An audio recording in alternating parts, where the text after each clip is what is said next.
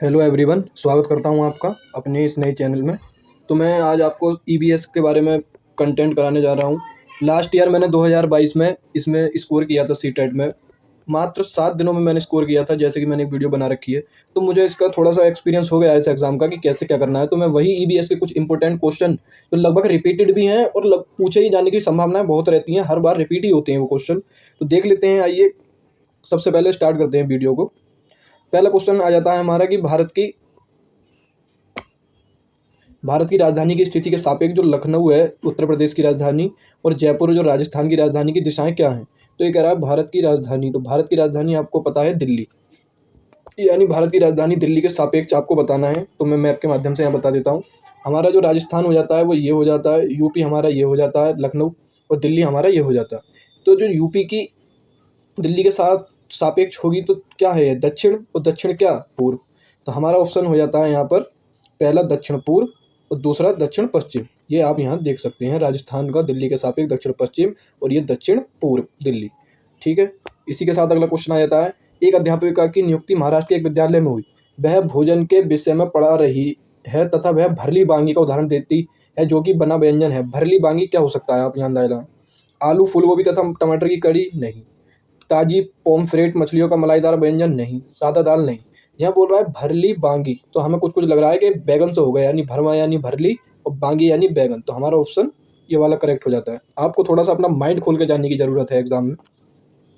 इसी के साथ अगला क्वेश्चन है, ये रिपीटेड और मोस्ट इंपोर्टेंट क्वेश्चन है। ये रिपीटेड क्वेश्चन है, कई बार पूछा गया है। पक्षियों के पंख विभिन्न रंगों, आकाश एवं माप के होते हैं। इनके पंख उड़ने में तो सहायता करते ही हैं, और क्या क्या सहायता करते हैं, विभिन्न प्रकार का भोजन खाने में। तो भोजन तो नहीं खाया जाएगा इनसे, तो पहला स्टेटमेंट तो आपका गलत हो जाता है। उन्हें गर्म रखने में, ये करेक्ट हो जाता है। विभिन्न तरीकों से चलने में, ये कहीं ना कहीं गलत है। और उन्हें जलरोधक रखने में, तो ये दो ऑप्शन सही हो जाते हैं। तो बी और डी यानी ऑप्शन बी आपका करेक्ट हो जाता है। इसी के साथ अगला क्वेश्चन, जो पशु अंडे देती है, ये भी मोस्ट इंपोर्टेंट क्वेश्चन है, लगभग रिपीटेड क्वेश्चन है, ये बहुत इंपॉर्टेंट क्वेश्चन है, इनको आपको देखने की जरूरत है। जो पशु अंडे देते हैं उनकी निम्नलिखित विशेषताएं होती हैं। उनके बाहरी कान एवं शरीर पर बाल होते हैं, नहीं। उनके बाहरी कान होते हैं और शरीर पर बाल नहीं होते, ये भी गलत। उनके आंतरिक कान होते हैं और शरीर पर बाल होते हैं, ये भी गलत। ऑप्शन है कि उनके आंतरिक कान होते हैं और शरीर पर बाल नहीं होते। एग्जाम्पल के तौर पर हम ले लेते हैं मुर्गा या बत्तख, ये सारे इनके कान अंदर होंगे और इनके शरीर पर बाल नहीं होंगे। और बहुत सारे एग्जाम्पल आपको यहाँ देखने को मिल सकते हैं। तो ऑप्शन आपका ये वाला करेक्ट हो जाता है। इसी के साथ, उस पहली भारतीय महिला का नाम जिन्होंने एवरेस्ट पर्वत की चोटी पर कदम रखा और राष्ट्रीय ध्वज को गाड़ा तथा फोटो भी खिंचाई। तो ये मोस्ट इंपोर्टेंट क्वेश्चन है, याद रखना है आपको। वैसे भी बछेंद्री पाल हमारी पहली महिला थी भारत की।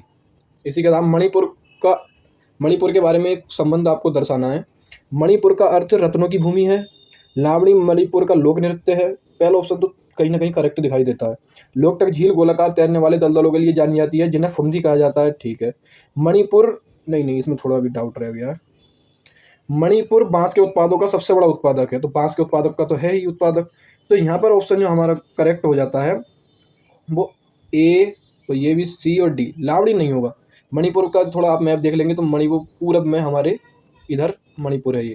तो लावणी जो लोक नृत्य होता है, ये हमारा ऑप्शन यहाँ पे भी सही हो जाता है। लावणी लोक नृत्य जो होता है ये महाराष्ट्र का होता है। मणिपुर का जो लोक नृत्य होता है, मणिपुर का लोक नृत्य होता है रासलीला। ये आपको याद रखने की जरूरत है। इसी के साथ अगला क्वेश्चन, कार्य ऐसी चीज है जिसे हम के लिए करते हैं। किस लिए करते हैं हम कार्य, यश कमाने के लिए, नहीं। मनोरंजन के लिए करते हैं क्या कार्य, नहीं। ऊर्जा बचाने के लिए करते हैं, नहीं। तो ये तीन तो आपके गलत हो जाते हैं। ये भी ऑप्शन बचता है आपका सी, और यही आपका सही ऑप्शन है। इसके साथ ये important repeated and important question है, इसको आपको देखने की ज़रूरत है।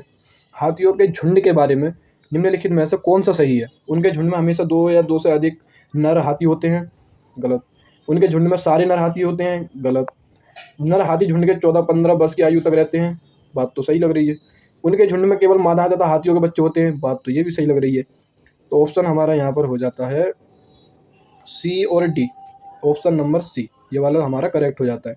और इसके बारे में एक बात और बता दूं, एक ऑप्शन और आता है कि उसका जो नेतृत्व करते हैं वो मादा हाथी करती है, यानी हथिनी। ये आपको याद रखने की ज़रूरत है। इसी के साथ अगला क्वेश्चन, कक्षा 5 की पाठ्य पुस्तक में गोलकुंडा किले का मानचित्र दिया गया है, ठीक है। पैमाना 1 सेंटीमीटर है हमारा, 1 1 सेंटीमीटर यहाँ पर पैमाना दिया गया है, बराबर है 110 मीटर के। ठीक है, यदि इस मानचित्र पर फतेह दरवाजा और पटन चेरू दरवाजे के बीच की दूरी 15.2 सेंटीमीटर, तो इन स्थानों के बीच क्या करना है, सिंपल सी आपको मल्टीप्लाई कर देनी है। यहाँ पर हम मल्टीप्लाई करेंगे 15 एकम 15 और 15 जीरो 15 15 जीरो 0 और 15 एकम 15 15 दूनी 30 15 एकम 15। तो ये हमारा ऑप्शन यहाँ पर, चलो अब मैं कैलकुलेटर से करके आपको एग्जैक्ट इसका आंसर बता देता हूँ। ये आएगा हमारा यहाँ 1672। अच्छा, यहाँ पॉइंट लगा हुआ है और इसको हम 100 से जब मल्टीप्लाई करेंगे तो हमारा 1 पॉइंट यहाँ लग जाएगा, तो ऑप्शन ये किलोमीटर में हो जाएगा। तो ऑप्शन नंबर सी ये इसका करेक्ट आंसर है। सोना की सहेली तारा मिजोरम से है। तारा को हिंदी बोलने में परेशानी होती है क्योंकि मिजोरम में बोली जाने वाली भाषा खासी और असमी ना, ये असम की भाषाएं हैं। मैतलोन और अंग्रेजी ये भी उधर की नहीं है। माओ और बंगाली ये बंगाल की भाषा है। मीज़ो, लुसोई और कुकी ये हमारी मिजोरम की भाषाएं हैं। ये ऑप्शन आपको ध्यान रखने की ज़रूरत है।